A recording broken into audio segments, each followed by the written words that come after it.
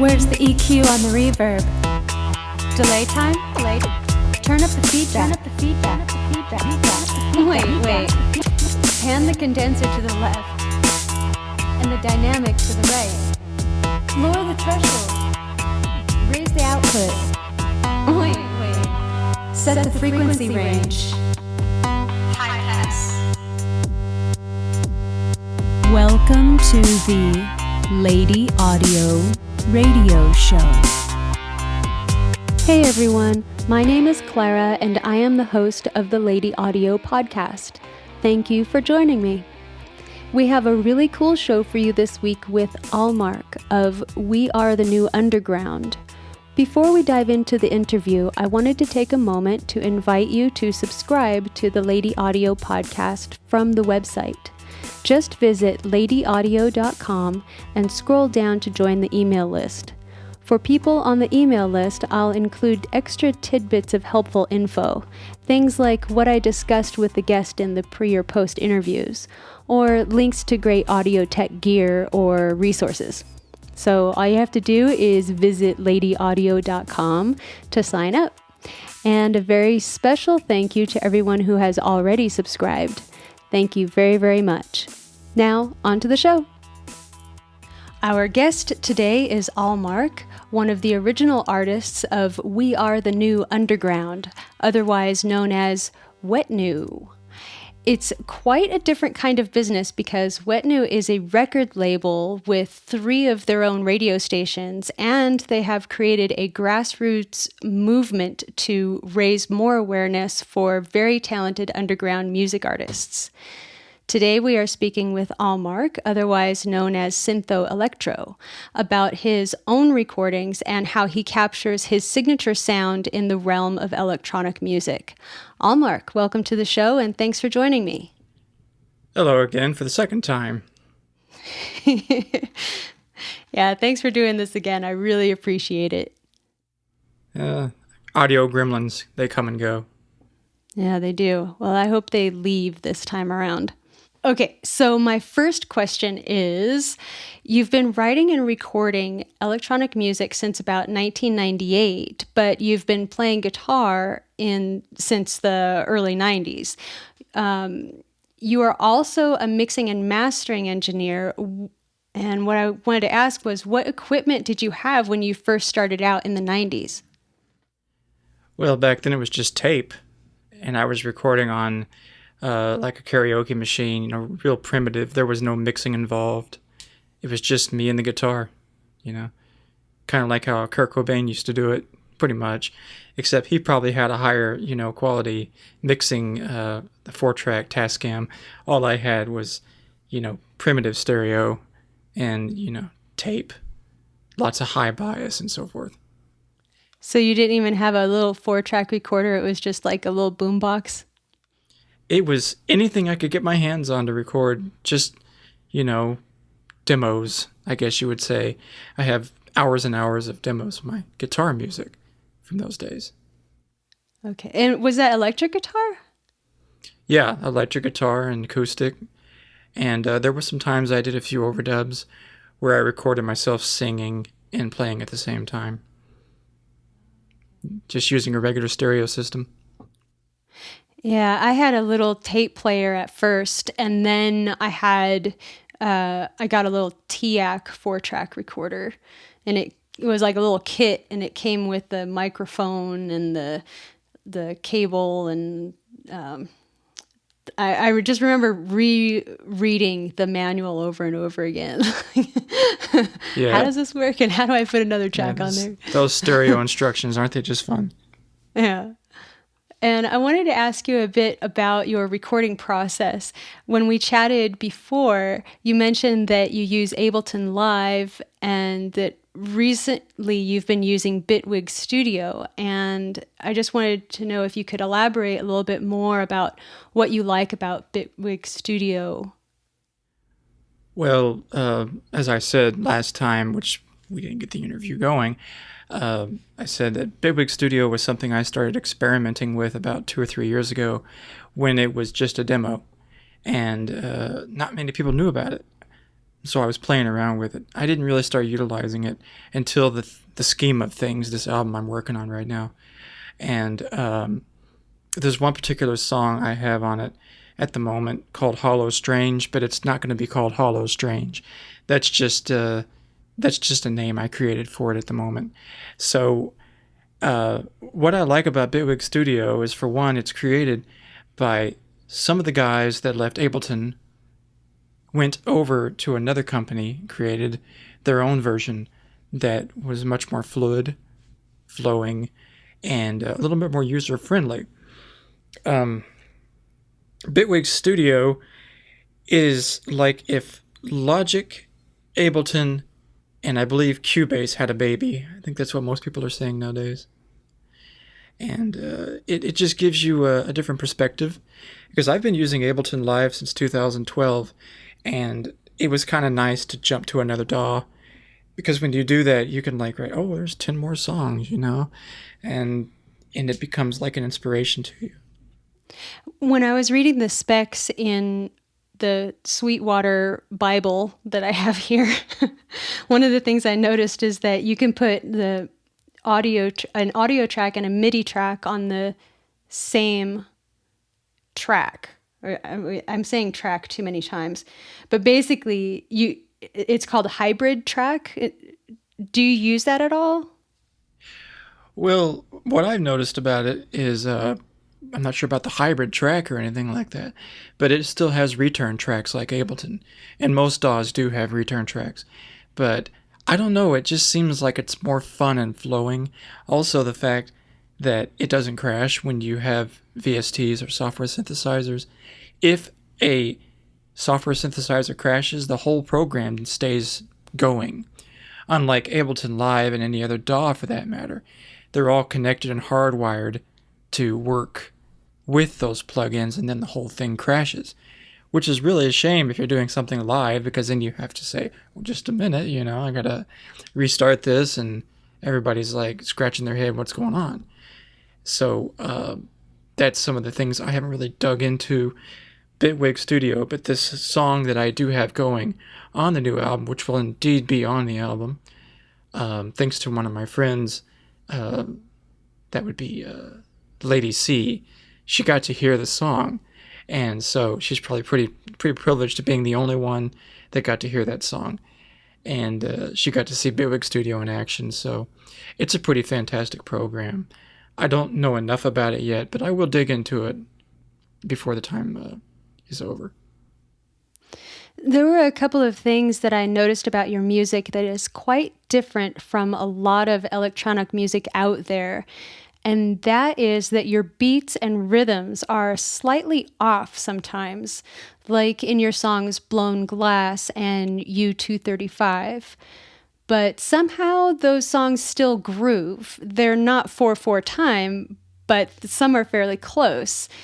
Most people would just quantize to have it be exact throughout, but you offer an interesting twist to the genre. How did you come up with that?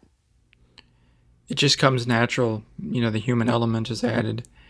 I don't particularly like to use quantize on everything I do, because it sounds mechanical and very robotic. In order for me to really feel the music and experience what's happening, I use the MIDI keyboard and just play with my fingers. So the drum beats are all coming from me hitting the keys. And then I go back and I edit the MIDI by hand and make sure it's, on time. So really everything is on time. It's just on a different time. It's mostly cut time, really, especially U235.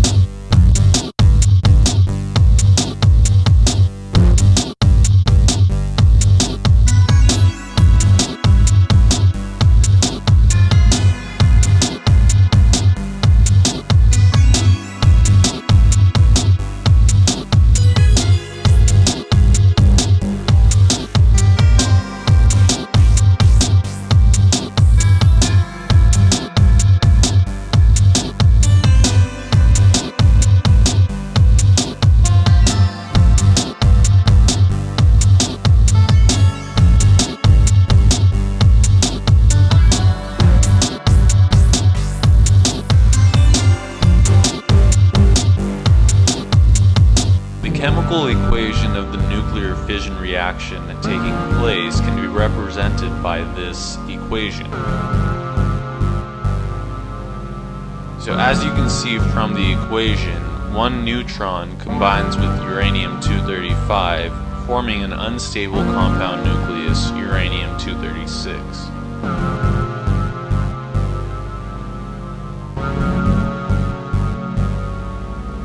Uranium-235.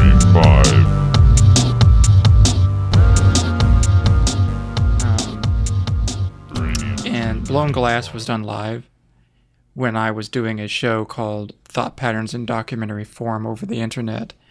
And it just suddenly hit me to take this drum and just start hitting it according to what I was hearing. And that's why it sounds like that. Interestingly enough, in the video Blown Glass, the sequences are all wrapped around that one drum beat toward the end. So it gives it sort of an interesting, unique character.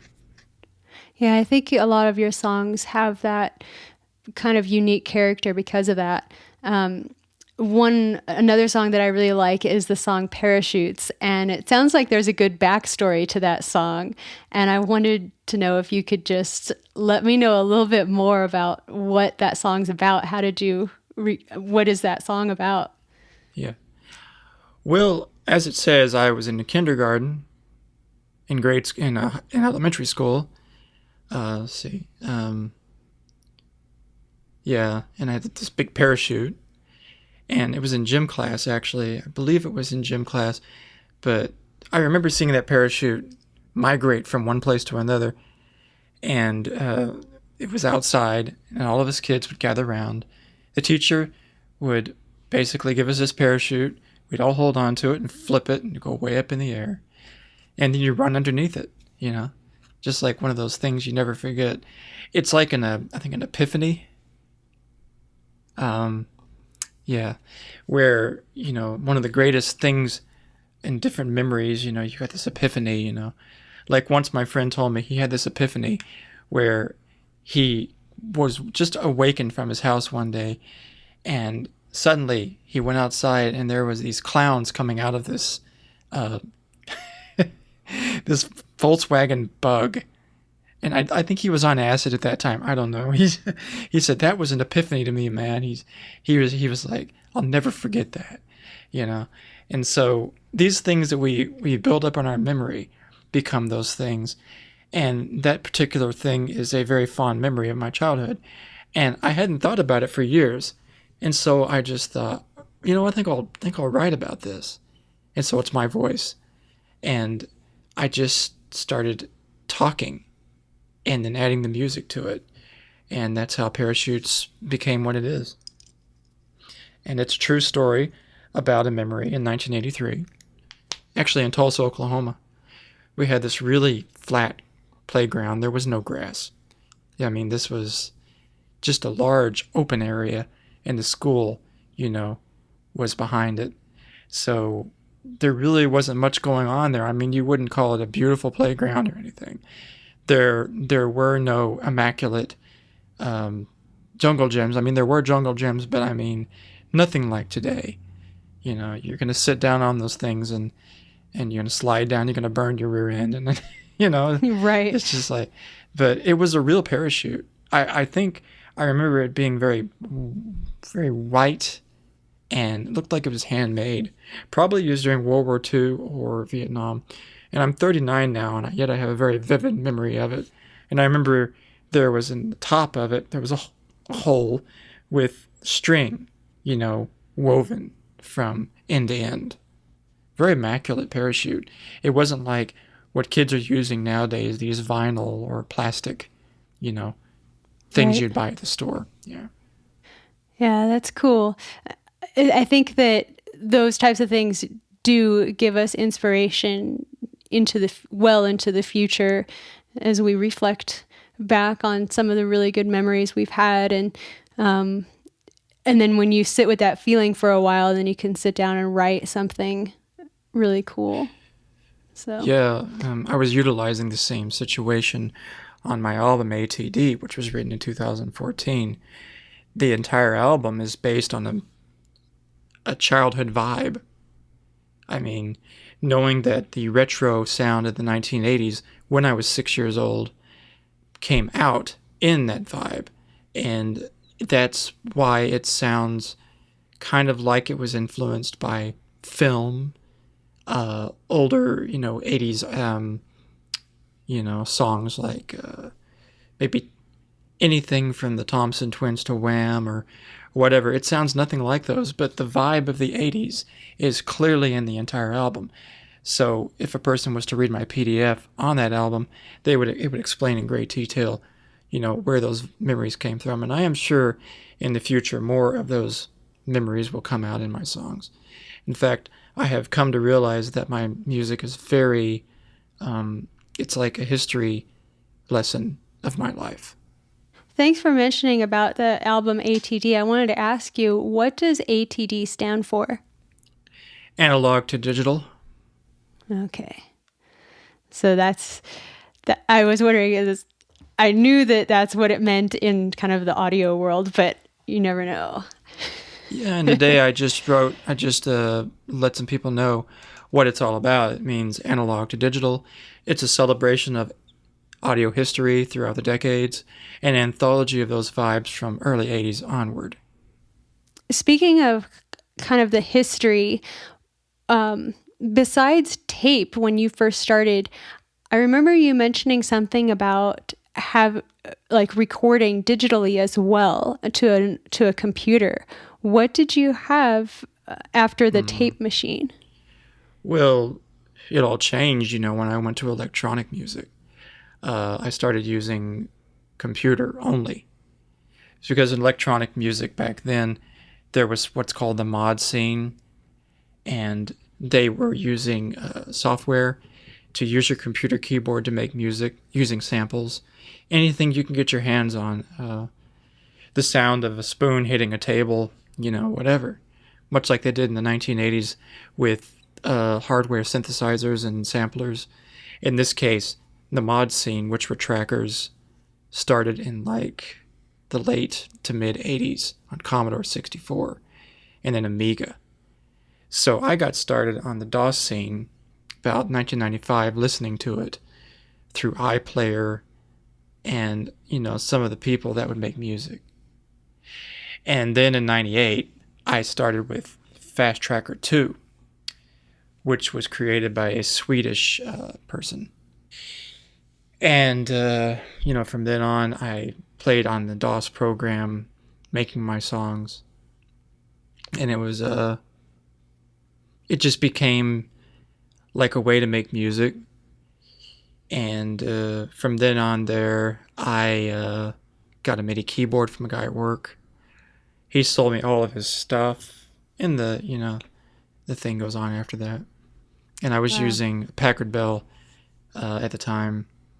75 megahertz, bought that in 1995, and it had at the time 16 megabytes of RAM, so it was really old, and I made a lot of music on that thing all the way up to 2006, so my earlier electronic works were all written on that. That's cool. I think the oldest bit of equipment I have as far as 80s electronics goes is a little drum machine called it's called Dr. Rhythm. That's right. Yeah, that Dr. Rhythm. I always wanted one of those. They're real good, as I've heard in your music. They have a realistic sounding drum. If you want to, a lot of the guys would do metal and heavier music and then have those playing in the background. Believe it or not, the Doobie Brothers were using a drum machine on one of their older albums. Really? Yeah. It's actually, I think it was like during the 1970s. It was a very large drum machine. I think it was a CR something rather. I believe Hall & Oates used one as well, the same particular version. That I can see Hall & Oates doing. Oh yeah, they were synth heads. Yeah. How do you get your ideas? Do you just sit down and start, or do you just hear it in your head and then go to sit down to replicate that, or or like how do you come up with these? I can understand parachutes because it's like a story, and then you told the story, and then you wrote the music. But some of your other songs, like how do you get those ideas? Sometimes they're spontaneous, especially U235. I was sitting down, if I remember, and I think I was just looking for some, samples on the internet. I do that. I do a lot of field work, if you want to call it that. I go digging for samples. I don't take sample loops.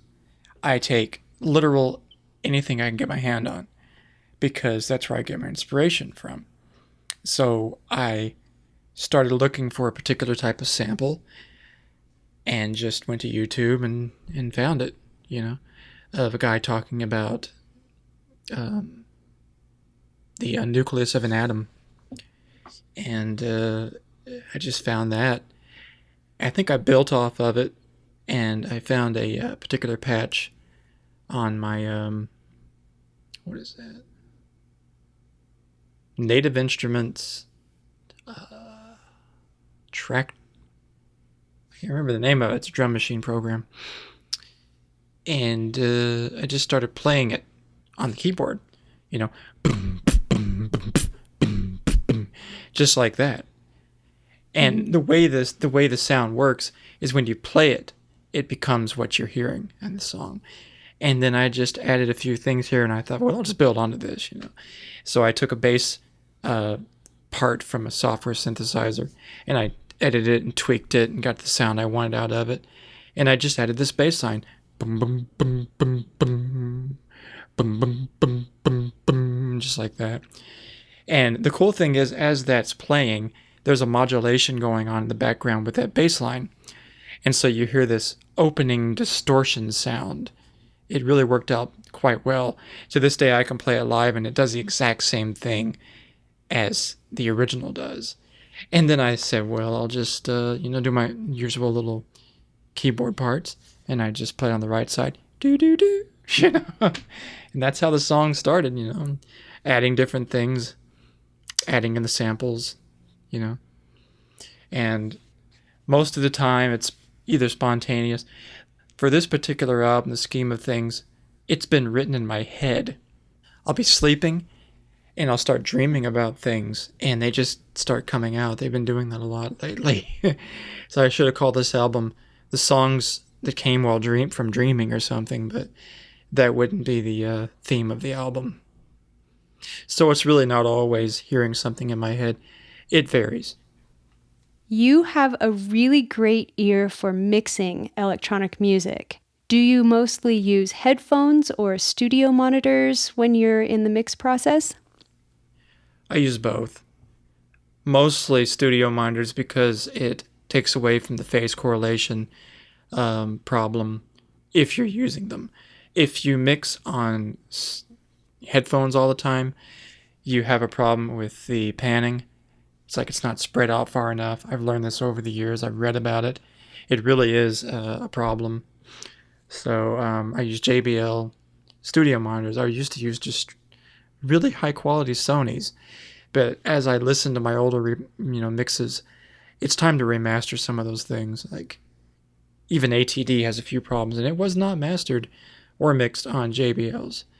So the reference point comes from when I put the headphones on. Plus I have some Audio Technicas in the closet, and I stopped using them. Shame too, because they were really expensive. And they didn't give me the sound I was looking for as far as monitoring goes. They're good for flat monitoring, so I use them sometimes. Plus I use some Sony MDRs, like $30, really. Headphones. They're really good for that sort of thing. They have a nice low end, a nice middle, and a nice high. What's the model number of your JBLs? Because I'm in the market for getting some quality studio monitors, and I was considering JBLs. I believe they are JBL 308s. I cannot remember the number. You can quote me on that later if you want. I'll look them up. And besides studio monitors, I wanted to get some stereo speakers too, some JBL stereo speakers, because the only thing I have right now are these little 6 ohm TAC speakers. And oh wait, are they? Yeah, they're little TAC speakers, and I wanted to get some nice, speakers to sit on the floor and listen to some records, because I think it's really helpful to listen to references, and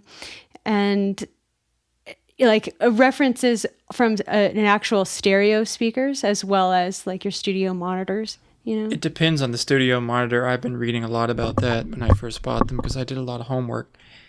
They're one of the best for home studios. I'd say I got a real bang for my buck, if you know what I mean. Mm-hmm.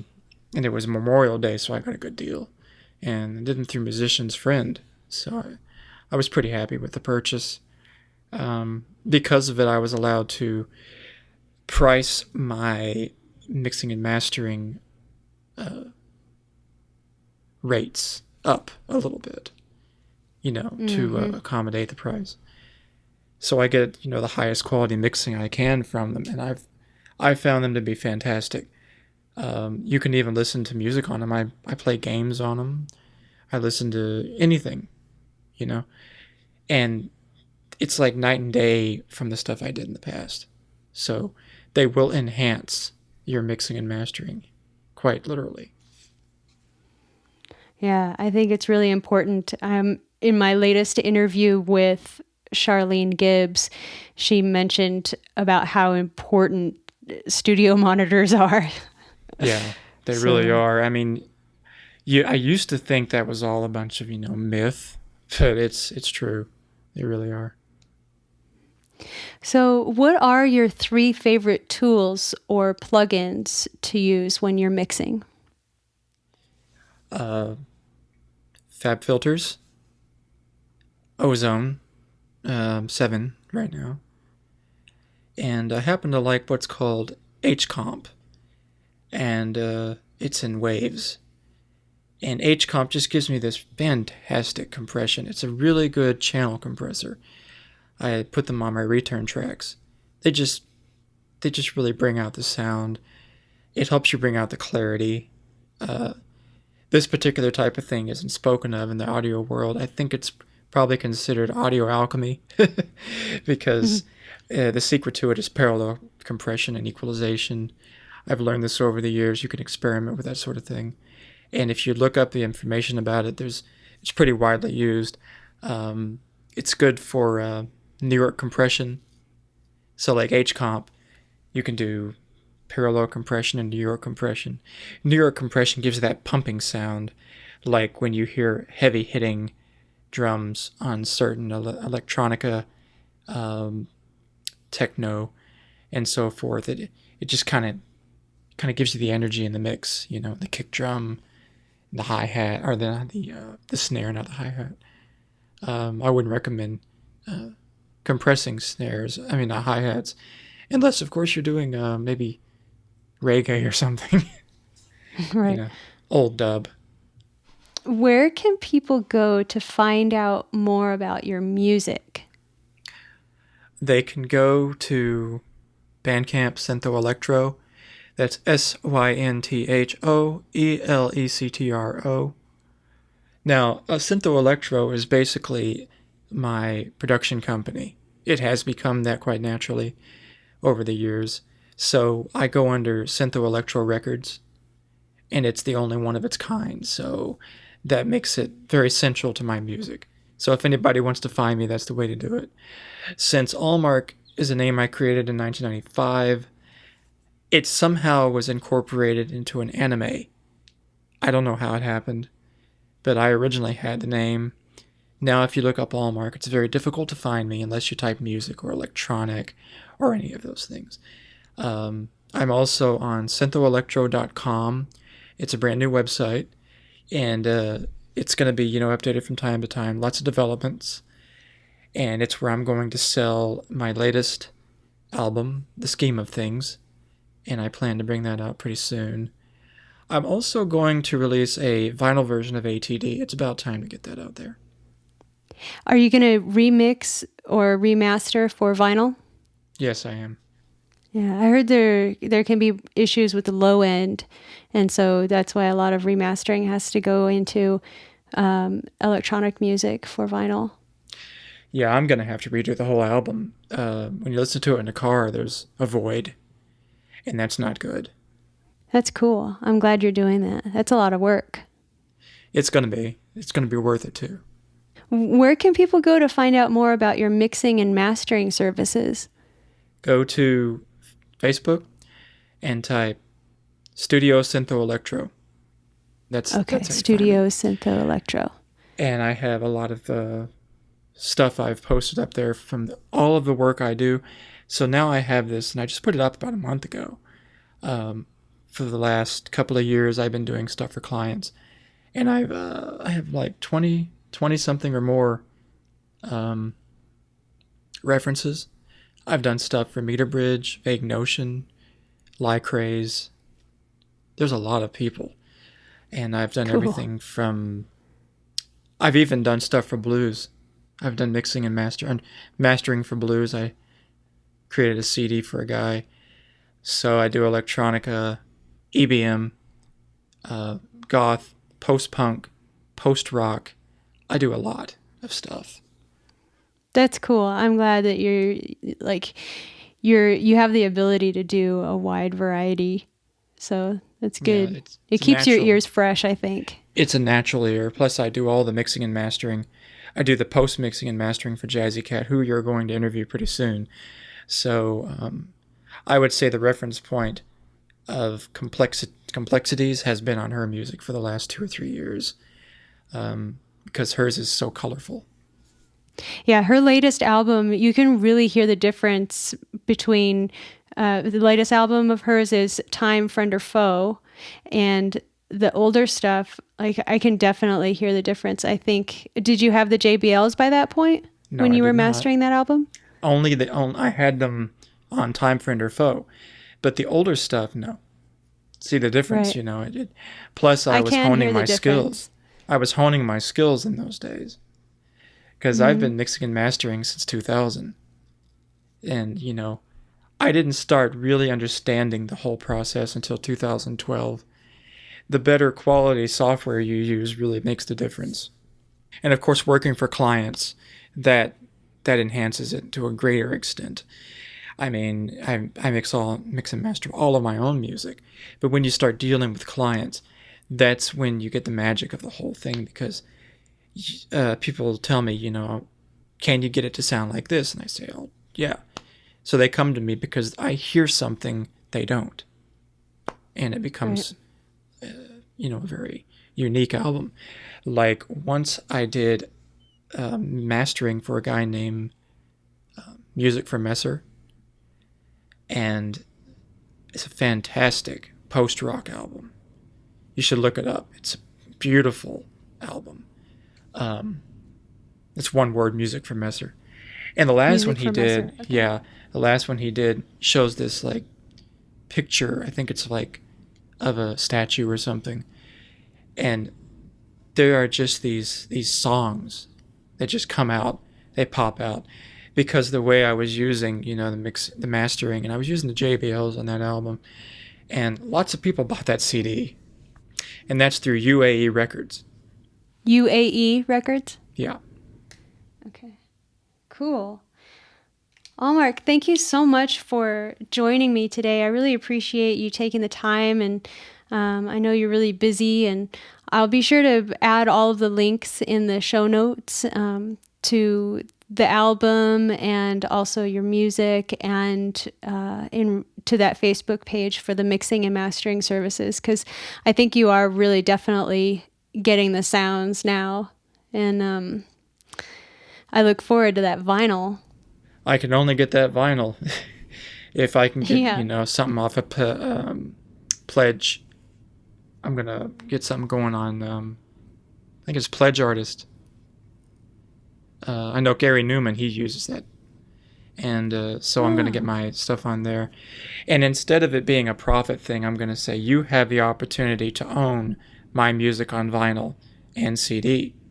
So ATD is going to be on vinyl, and Scheme of Things is going to be on CD. And maybe both I can get on vinyl. I don't know. Depends. And so, yeah, it's really been great being here. I appreciate it. I'm hoping to get well known by music as far as my music goes, and, you know, get a good clientele of people who are really looking for some high quality mixing and mastering, because I do both. And I mixed and mastered the album for Lycraze. We Can't All Be Saved Here in 2014. And that was a lot of patchwork, you know. But more on that story later. Yeah. Yeah. Well, I would definitely want to have you on the show again, and we can talk more about, you know, what else in the future you might take on or add to your studio, or, you know, what other new toys come out, you know. Yeah. And it's all digital, you know. Most people think it's all analog, but no, it truly is digital. Well, except for your voice on Parachutes. That's analog. True. Well, you could put it into the box and then like make MIDI notes out of it, I guess. But well, I did that on an ATD song on the ATD album, you know, where I'm singing analog digital. I put that through a vocoder. Oh, okay. There you go. Analog, yeah. And that was actually a song I wrote in 2006 called 1000 Machines.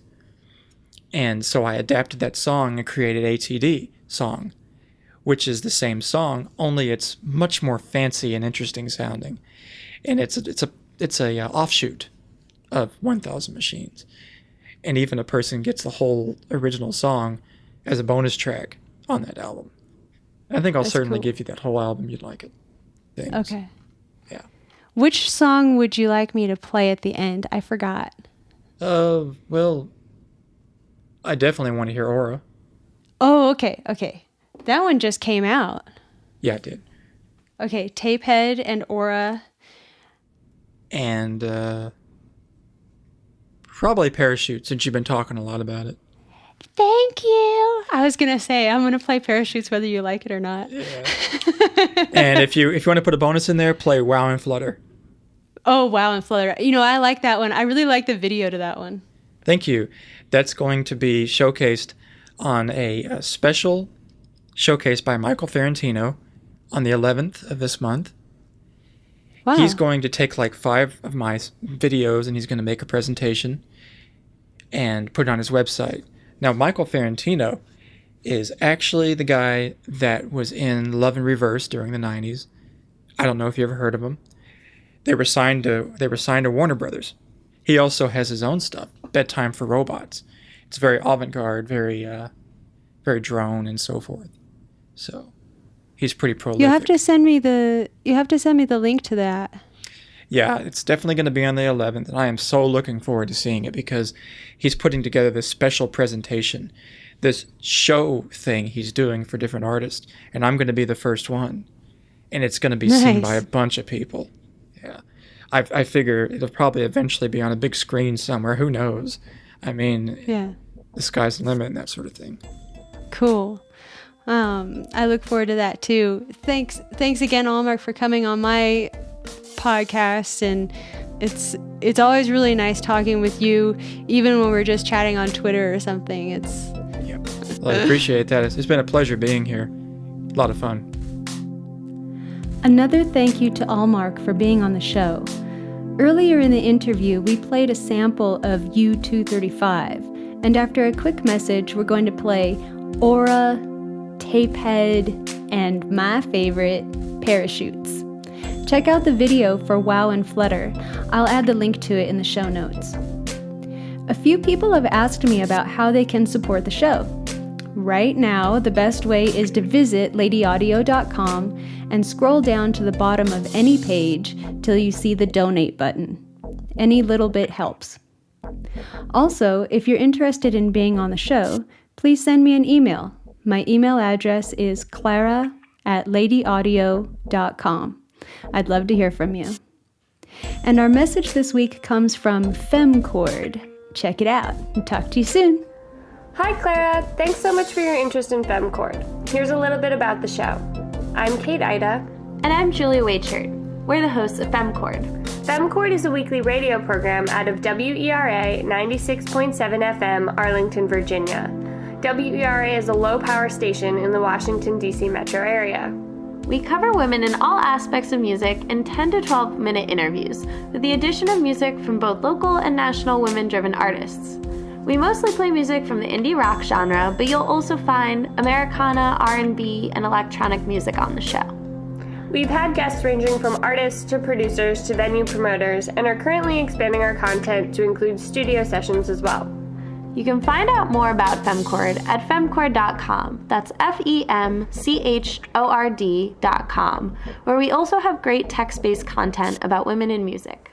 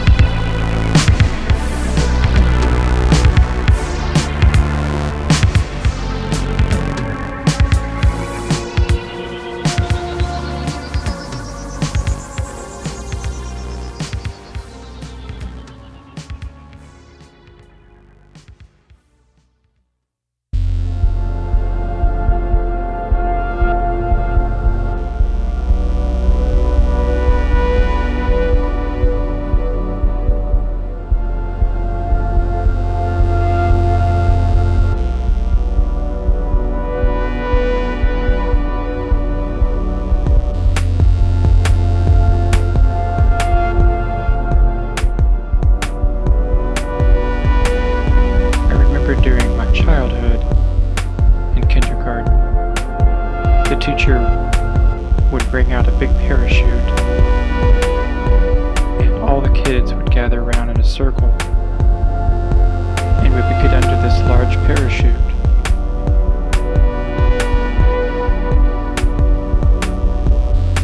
But they would throw the parachute up in the air. We'd all hold on to it, like one would take a sheet and flip it and watch it rise into the air and then come back down over us. This is what it used to be like.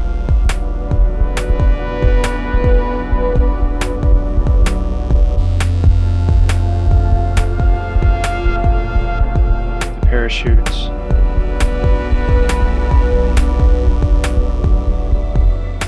But they don't do that anymore.